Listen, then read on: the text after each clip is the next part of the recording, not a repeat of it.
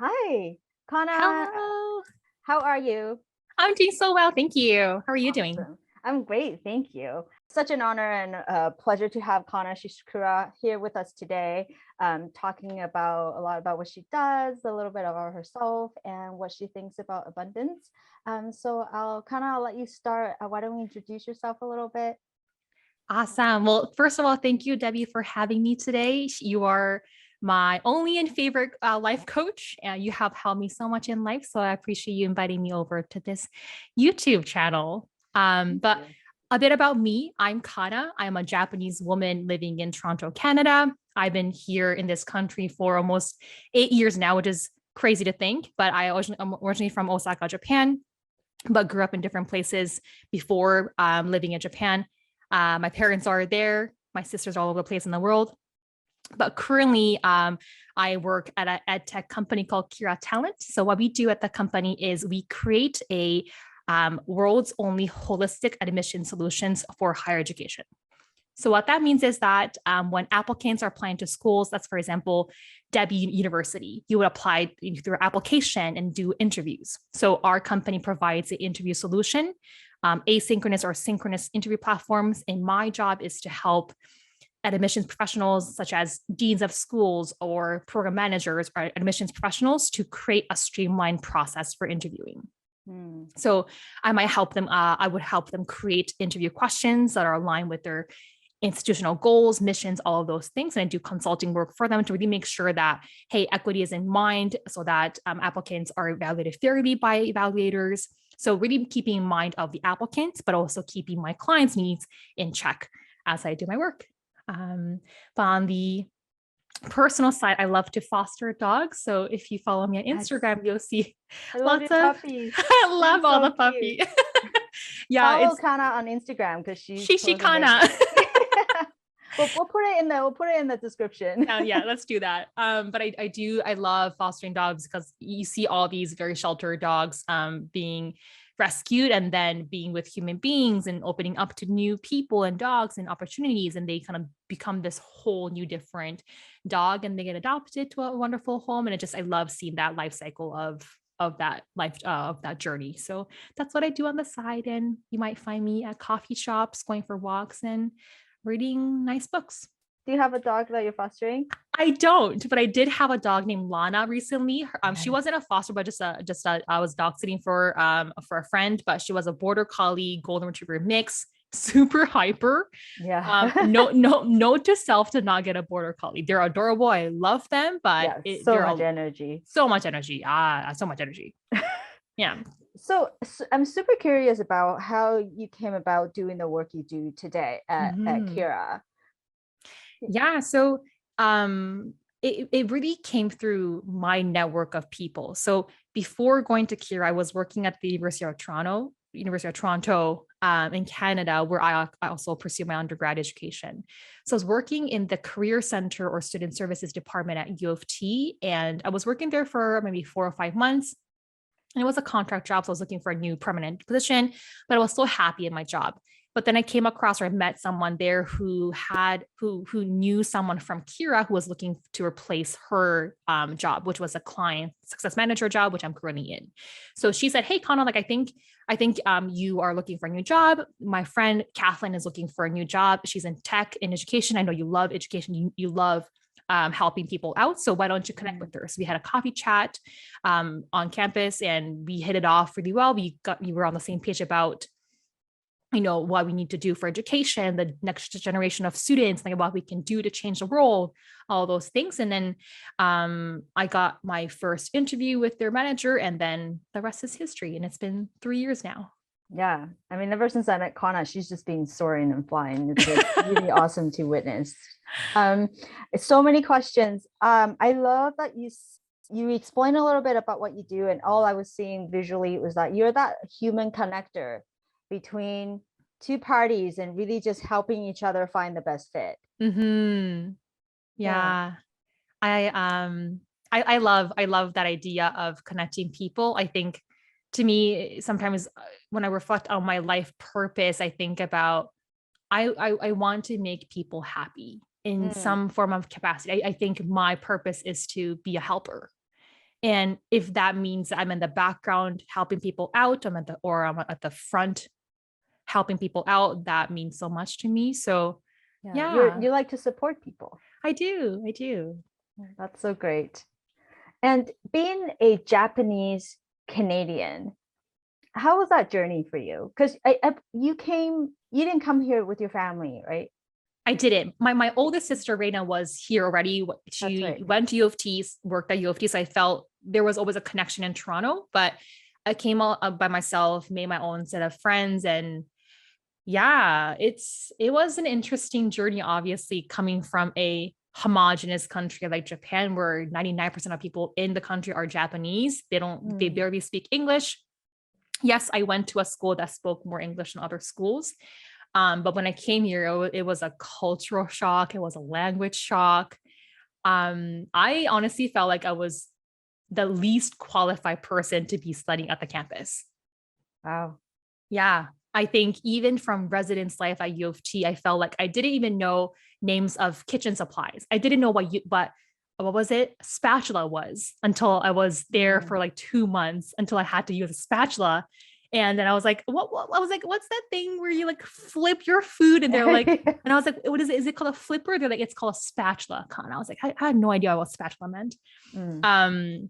So even the smallest things from like not knowing kitchen supplies to navigating extensive essays at university level, that was a whole new level. Yeah. Yeah, I thought my English was pretty decent enough to get into the top school in Canada, but apparently it was not good enough to get an A plus or a B plus in school. Wow. So I remember going to a writing center in first year begging for help, and they were like, we can't help you until you correct your spelling and grammar in your essays. You have to work on that basic stuff first until you come to us for like extensive support. So I was devastated, Yeah. heartbroken, also guilty because my parents sent me and spent so much money on tuition fee, but here I am failing so miserably in school. So I remember feeling defeated and not going out at all, going clubbing like first year students would do. I was always indoors at libraries, just You're, studying away. yeah, just trying to do your best to catch up kind of in a way, even though Yeah. you never really kind of have to do that all your life. Yeah, it was weird. I think it's so weird to say this myself, but I think I was that high school student who was an overachiever, did all these things, played sports, student council, all these things, and I thought I was like, oh, great in high school, but then damn, like I got to Mm. university and was like the least, or felt that I was the least qualified person. Well, thank you Yeah. for being so transparent and honest. Yeah. Because feelings are not something that we always talk about, and sometimes we don't even know what we're feeling. So for you Yeah. to be so courageous to tell us that process and that experience is a very brave and a strong act. That's the kind of Hana that I know. She is resilient, Hmm. she's strong, and that's really how the universe doesn't do anything to you, right? But you were given this task to grow and expand even more, and you have to have that strength in you Right. and to Yeah. overcome that to become who you are today, to really incorporate yourself into this country. Yeah. And I think, and thank you so much for saying that. And I think one thing I learned through my struggles being a Japanese person in Canada was, you know what, embrace the fact that you don't know everything. Embrace the fact that Mm, you have no idea what kitchen utensils are, like spatula. Embrace the fact that you don't know idioms in English, which I'm still learning. Um, yeah.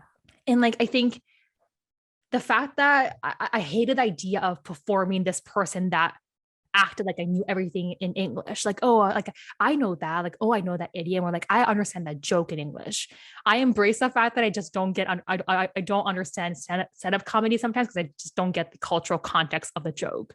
But I think me not knowing it became my personality, or a fun personality of the people being like, oh, Kana is that person who doesn't know it, but let's teach her. So I think it was just like this like revelation of like, you know what? Maybe not knowing, or Kana not knowing, is my own identity. Maybe And that's it's okay. okay. I think it makes me interesting in a way because like, oh, people might expect for me to know things because I sound like a native speaker, but turns out that I don't know much about Canadian context or like cultural context to understand comedy sometimes. Yeah, and this is such a good example of tying that back to when you were in Japan, being a high achiever. I'm a perfectionist in recovery, trying not to have everything perfect. Is to go Exactly. like, well, being perfect, and I'm not gonna name tag it and saying it's boring, anything like that. You want to be perfect, that's your thing, but it's so tiring. It's so tiring to constantly have to know everything and to try to pretend, it's more Yeah. human to go like, wait, what? Yeah. I didn't get that. And Yeah. that itself takes a lot of courage. It's for sure. It's exhausting to have this performativity in life going on constantly instead of like, it's okay. Let me just like live my own life stress free. Just Yeah, embrace the fact that I don't know a lot. And like we yeah, talked about this in our life coach session about like my perfectionism of like I have to get things right. If I don't, it I feel like it reflects back on myself and who I am as a person if I can't deliver something perfectly to a client. mhm, So you were that person to kind of make my mindset shift where it's like, well, your perfection may be somebody's 70%. Your perfectionism is 120%. What if you dial it down to 100? Would the mhm. client still be happy? And my answer was probably yes. So you said, well, how about you bring it down to 80%? Would a client still be happy? And I was like, probably yes. They'll probably be satisfied with my service in 80% capacity. Yeah, and you So have that extra 40% for yourself to give yourself a break. yeah. Can I tell one story from my life coach session with you Of that really course. changed my perspective? So for those who don't know me, I I I have this need to get it right. I have this need to go above and beyond, or else I'll feel like I'm failing my clients, failing my colleagues. I have to do 120%. Or I thought that me putting 120% is what would make people take me seriously. So I was constantly working overtime because I thought overworking or the grind was what made me recognizable. Um, But then, one time Debbie said, Kana, for 1 week during work, I want you to only do the tasks your clients asked. Do not do anything beyond they didn't ask for. And oh God, this is terrible. I hate it. But I Yeah. did it. And turns out that I was so bored at work where I didn't have a lot to do because I was always constantly doing above and beyond of things that nobody asked, but I thought they were beneficial to them, to the clients. But clients were like, well, thank you so much. I didn't need it, but I guess I thank you for doing that extra work on them. So now how there's so much extra work after work, so much more time after work of just me sitting here being like, well, I guess it's 5 p.m. I can just like sign off and go do my thing. So that was a radical shift in me where people still appreciated my work and valued my work, even if I did the bare minimum and did whatever they asked me to do without putting that extra layer of work that they didn't ask for. Of And course, yeah, go ahead. sorry, yeah. And I wanted to stress on the point that when Kana says she's doing bare minimum, she's functioning at 100%. When when she thinks she's doing 100%, I feel like sometimes she gives 150. And so dialing back on that is to go, Hannah, can we just be human for a second and be really kind to yourself? Because for Oh high my achievers, God. when we're doing that, we spend about a good chunk of time also being hard on ourselves, and that's part of the job. Yeah. And so I think that exercise, because Kana's so humble and she always say, I'm just doing the bare minimum. I'm just doing the bare minimum. And I can guarantee you, whoever's watching this video, when she says bare minimum, she's probably between like 100 and Oh 120%. no. Oh no, I'm so sorry. Like if you're hearing this, I'm not trying to be like, oh, that's a great person. I'm not. I'm working on my stuff right now. Yeah, it's Um, just wish I love how she's just so humble and she's so hard on herself sometimes. And I oh was like, God. I always say, we live in this world where we're so quick to equate our value, our worth on our productivity, Oh, and yeah. we equate our productivity to how much time we spent at work. Yeah. And that's really old school. our value is the value that we present to our client to transform their life, to make their life better. And you always thinking above and beyond. They're definitely getting way more than what they ask for, which is great. It's awesome, but it shouldn't be at the expense of you stressing out and feeling like you're not doing enough. Yeah. And I think I always equated my own value to people's, validation of me. Their verbal affirmations of me is what I measure my value against. So if I don't hear compliments from clients saying you did a great job, thank you, I'll be like, I'm doing something bad, or I'm not doing enough.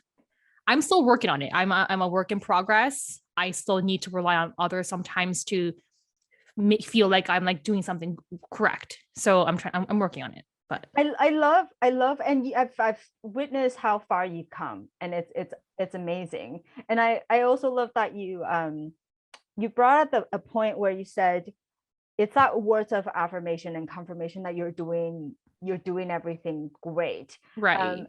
And I don't know, I'm Asian, so I'm just gonna name that, but I don't know if that only applies to Asian culture or a lot of different cultures, but we don't get enough words of affirmation from, and this is our culture. It's got nothing to do with, I'm not blaming anybody, that's Right. just how we were brought up. And so a lot of times we have no idea. Are we doing well? Yeah, it's like, are we okay? I remember me when I was in accounting, I was feeling the same thing. Every time we have like a semi-annual review or annual review, I'm always kind of like, how am I doing? And they'll say all these things. I was like, oh, well, I wish you could have told me this like once a month. But Mom, I sucked at piano. Why didn't you tell me? It's like we're so what's the right word? We're so frugal with our words that we as an adult grown like growing up in a Asian culture, it's very much like, okay, we constantly need to make sure that we're doing okay. Yeah. And how has that, if anything, affected you in terms of is this your first, because you've been with Kia for quite some time, is that your one job like straight out of university?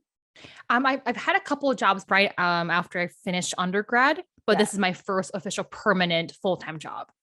Yeah. And in your past experience and this current job as well, is there any cultural teachings from your background that was not really in line with what's happening in North America that you have to teach yourself?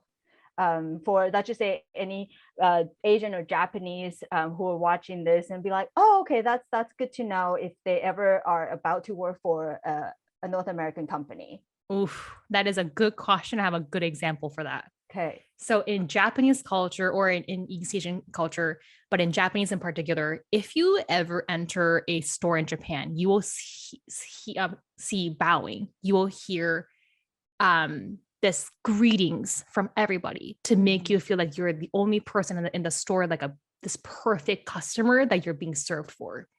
You feel special, and the store owners, the store staff will always make you feel special. But that's at the expense of lowering yourself below the customer status to uplift the customer. And that has always been the culture of Japan. So people always say it's so polite. Everyone's so courteous and so generous. I love it. I love that part of the culture. But I had that embedded knowledge or embedded experience of that's how you serve your customers. You bring yourself lower intentionally so that the customers feel better about themselves and better about the service you're providing them. So that's how I used to interact with my clients, where I would just work my butt off for many, many hours, kind of going back to my previous point about going above and beyond, because to me, I wanted to lower myself. I wanted to do everything I can in my power and beyond my power to do everything to serve this client to make them happy. But that is so exhausting, as you can imagine, because I'm out here working 9 p.m. even though nobody asked me to. I'm doing all these reports that nobody asked me, but I thought that it's a nice to have. So let me just put it together for my client because they might find it beneficial. Yeah. So that was that cultural upbringing knowledge that I transferred into my work culture that made me so stressed out. So going back to your point, you made me realize, hey, as much as you're serving these clients, the clients are coming to you for expertise. Kana, you're the one with the knowledge and expertise in the room. They're coming for you for help. So why don't you see yourself in the same light the way you see your clients? Maybe consider them your team member, consider them as your own colleague. And that was like so simple, but I was like, oh, like transformative. So now I have a better relationship with my customers because they trust me and they consider me as an extension of their colleague, a trusting consultant that would have their back no matter what, instead of someone who's like a Dobby who's like in the corner, like washing dishes, doing the socks because they asked me to. Right. So I think me changing the power dynamic between myself and the client has shifted my productivity too, but the ways in which I interact with them and the way I view myself in the context of a client success manager role. Yeah. That's so beautifully said and so resonating with where I came from as well. There's a saying, I don't know if I can translate. I'm not a good translator from Mandarin to English, but basically what it means is if someone's paying you, they're above you. Absolutely. And in coaching, and this is why I love about the training and just what I do, we're co-creating. I always say we're co-creating. No one is above one another. And even though I have an accounting background, if you ever have an accounting question, I'm still not above you. We're sharing information. We're co-creating a world for our clients. So, and that should be applied to any job, customer service, coaching, anything. So I love that example. Thank you for sharing that. Yeah, like in Japanese, I'll say it in Japanese in case there are Japanese viewers, but it's called お客様は神様, and 神様 means God. お客様 is customer, so customer is God. So it's this saying of like you have to elevate them, you lower yourself, right? So it's just it's that phenomenal as a power dynamic we maintain. So when you are stressed and at a low point, how does that feel? Like, just in case anyone is like, okay, I'm frustrated, I don't even know, like, if resonating with the clients or with people out there who are where you were before, how does that feel? Like, how do they know that they're overreaching and over in what's the right word? Sometimes my COVID brain sometimes avoids words from coming to my brain. Oh, but sometimes you like, what if you're overperforming, but you don't even know it? To me, stress manifests in over procrastination. I have so many things on my plate, but I'd rather not start because I'm stressed that I might not even get through my task and I might do terribly. So to me, my signs of stress and frustration comes in avoiding my tasks, doing house chore when I don't need to do house chores. And I think my moment that I said, hey, I need professional help, I need mental health support, was when I had just drastic behavior changes. For example, I will give you a very honest experience. The moment that I knew that I needed help for my mental health was when I was showering one night and out of nowhere, I started bursting in tears. I don't know what triggered it, but I was in shower, just like minding my business, showering, washing my hair, and then I just started crying. And that is to me the trigger point and the point. I was like, this is not me. I don't feel like myself. There is the body of Kana, but something inside of me is just not who I am. So I think that's when I knew that there was a trigger point, but I wish I had noticed that signs beforehand because I could have gotten better support earlier to get on that healing journey a bit earlier. Yeah. And I always say you're always at the right place at the right time, but looking at those signs before the breaking point, any advice for young adults these days to look out for? Yeah, I think one thing that I want to tell people is that and it might sound weird to hear this, but life will move on. Things will move on. Business will move on, even if you take a break. Vacation seems like an inconvenience to your colleagues because now you have this huge gap of workload of your company.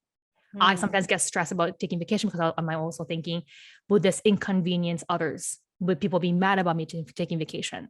But reality is that people will still keep going. Even if I quit tomorrow, if I lose my job tomorrow, things will keep going. So my advice for people is that it's okay to take a break. You want to take a 45-minute lunch or a 2-hour lunch? Go ahead. People are not mad. If you think right now that people are mad at you, they're not. I love that.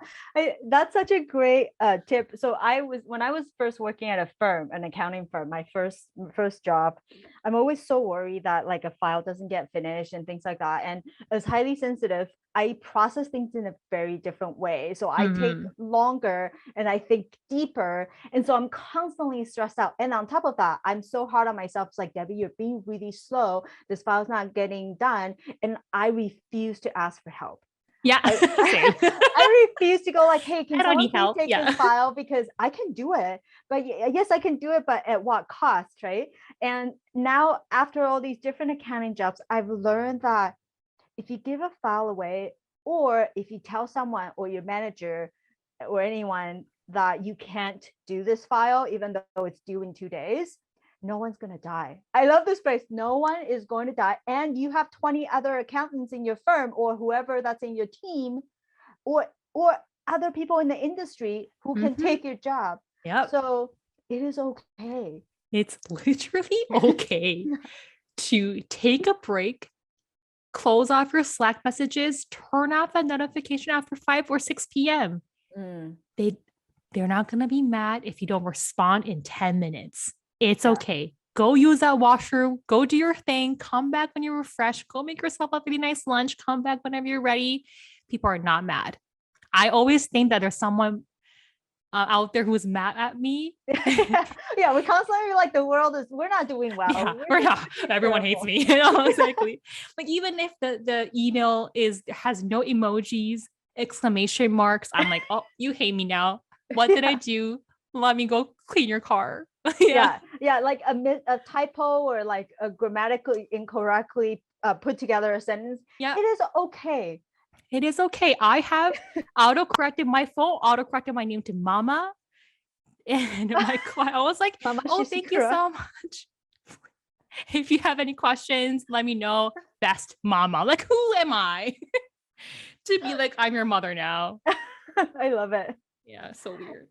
Any other advice you want to give to women of all ages or a particular age group? Yes, I have so many, Debbie. But again, I'm not an expert in life. Give it all to us. Yeah, I'm just living life. But here's my 2 cents, or 2 cents. 2 cents. Again, okay. I don't even know what I'm sure everyone else would have gotten it. Who knows English? English is weird. You don't have to impact the world that you think others, in the way others are making impact. Impact doesn't mean you have given $2 million to this museum to empower women. I have served 15,000 people in this XYZ capacity. You can impact one person and that can have a butterfly effect or domino effect to other people. I think that's what I tell myself sometimes in my current work, because there are days where I feel like I'm not making impact. What am I doing in life? But I know that by helping these admissions professionals streamline interview processes and reducing barriers for entry into programs, I hope, and I think I know, but I hope that even one person is able to get into their dream program because of our product and because of my work, and that your entry to a school has now led you to this beautiful, graduation, beautiful career that might end up saving someone's life. So your impact doesn't have to be quantifiable. You don't have to be 20% of this. It can be anything and everything. That's my first one. Did that make sense? Yeah, it totally does. You have no idea how powerful we all are. And we don't need to, if you want to make an impact and a difference in someone's life, It doesn't mean that you have to be loud and big and be visible in every aspect of your life. It's not about that. It's about doing what's aligned and what feels right for you. And even if you feel like you only impacted one person, you probably impacted way more than you think. Yeah. That's powerful. And I think the other thing is, and I'm still struggling with this, but you don't have to accomplish something based on a specific linear pathway. I used to think by the age of 27, I would have had done this. I would have been married, have kids, this career, this. But no, things don't happen the way you planned. And I think kudos to people, teens, people in their early 20s now who have to navigate in this hyper, internet connected world where you're always told and asked and shown to compare yourselves to others, where people make millions of dollars every month by doing other ways of doing work while you may be working in 2 part-time jobs. Nobody has to have their life figured out. Take your time. It's not going to be easy, but what you think you might be accomplishing in the future may not accomplish. It may not happen, but that's okay. It's never going to be linear, but enjoy the process. Yeah. And the outcome is always way better than what you planned. Yeah. Yeah. And the last one that I have, it keeps going. Yeah, I love it. One. And this one is also I'm working on right now is be happy for no reason. You don't need a specific reason or event or occasion or whatever to make you happy. You saw, let's say, grandpa giving flowers to his wife. It didn't happen to you. You weren't given flowers, but that could still make you happy. You can be happy for no reason. I'm striving towards that. Yeah. It's the gratitude. Like I think happiness and gratitude may not be the same thing, but what I hear is that just be present and find joy everywhere you go, everywhere you're at, wherever you're at. Yeah. And sometimes it's good practice to envision yourself from a third party. Like if someone else is looking at you, how do you seem? Do you seem happy? Are you smiling? Are you enjoying your meal right now on the couch while watching Stranger Things? It can be anything to make you happy. Yeah, I don't know how you bring joy watching Stranger Things, but I'm just gonna assume that that's your thing. I get so stressed and anxious when I watch that show. So yeah, it's true. I just watched the first episode of part 2, season 4, and I'm like stressed. I was sweating. You know what? Yeah, it's true. Yeah.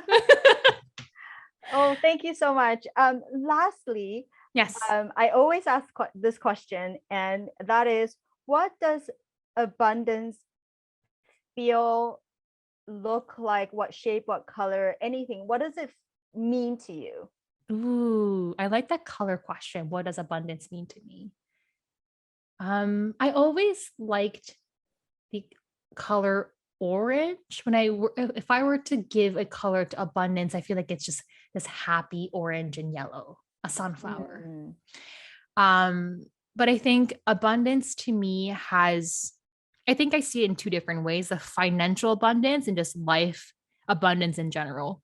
To me, we talked about this before, where we talked about financial abundance. I think to me is being able to buy something, purchase something that is meaningful to you without having to compromise other parts of your life. Yeah. A good example recently for me is that my best friend Nasra and I had always had this goal of owning a Louis Vuitton bag. The past, I think 3 years ago, we said, hey, at some point, let's go buy a Louis Vuitton bag together, because that would be the moment when we both are financially free and we have enough money to do that. So this past March for Nasra's birthday, we actually went to a shop together and we bought the bag together. And to me, it wasn't just that we have a Louis Vuitton bag, which is beautiful. I think it was the fact that I'm at the point where I don't have to compromise other parts of my life, or save money on groceries, for example, to afford this. So to me, I'm definitely in a privileged place to be able to do this. But for me, I think that's what financial abundance means. But for abundance in life in general, goes back to my previous point. My advice is that I can feel happy for no reason. And I think abundance means that I can give more to people because I have received enough, or I'm receiving enough in the moment. So more capacity to help others. Yeah, I'm getting a visual of abundance to you is overflowing resources where you can then give to other people, and you can make decisions without having to worry if there's going to be enough tomorrow. Yeah. And I think abundance to me, big picture, it's, you're so right. I think it's the overflowing of resources that I can dedicate to others. Again, my life purpose to me specifically is to help people. If it means that I can, for example, fund someone's education to pursue their master's degree, or I can, help someone pay rent in the future, any capacity, abundance to me is that I can support someone in the future. Does that sound like, does that make me a sugar mommy? Anyway. Well, you've already called yourself mama by autocorrect. So I'm I saying guess this right now. Okay. Yeah. I'm like talking to myself like, maybe that is a sign. Maybe that's my, I don't know. That should be your website link. Sugar Mama Kana. And I had this perfect speech to talk about my abundance, and I just ended up being a sugar mommy. But I love it though, and I love that. So I love that you brought up the Louis Vuitton bag story, because a lot of times when people see people thinking about buying a luxury bag, it's like, oh, that's wasteful, or that's oh, you don't need a brand name bag. Asian parents will be like, you don't need a brand name bag. But for I see it as, you need to have things that you're for yourself, treat yourself to celebrate the milestones in your life. It's not about collecting for the sake of collecting brand names. It's about what brings you joy and the feeling of abundance, and make yourself happy. And that LV bag is what makes you happy. And the energy and the facial expression you have when you're talking about that experience was priceless. And that was everything. Yeah, for sure. And I think it was also the culmination of accumulation of all the goals and the hard work that my best friend and I put in together individually on our work, and like saving money, and like all these things we did to enough to be at the point where we can purchase a nice bag. Yeah. I think that was so much more meaningful, that my best friend and I manifested a goal 3 years ago. We worked towards, and we got to that point. Yeah. To me was so much more important than the actual bag, for example. It could have been like, for example, a box of cookies. It's an experience, right? It's the fact that you reached your goal. Yeah, exactly. And you celebrated with one of your best friends. I did. She's the best. Yeah. And my other best friend, Akshika, was also there. So the three of us celebrated together. So shout out to you. Energy right here is a perfect way to end today's segment. Do you see orange? What do you see? I just saw everything. Yeah, Kana just started glowing. I think 3 sessions into our coaching relationship, she just started having these bright lights around her, and I was like, she's good. She doesn't. She's on her way now. We're good now. Before that, it was just like all gray, black, and just like rainy. They come in just like, what is happening? My life is over. No, I love it. Well, thank you so much for hopping on today and sharing your experience and great advice with the audience. Yeah, thank you so much for having me. I had a great time chatting with you, and yes, please invite me over again if you ever need a second chat.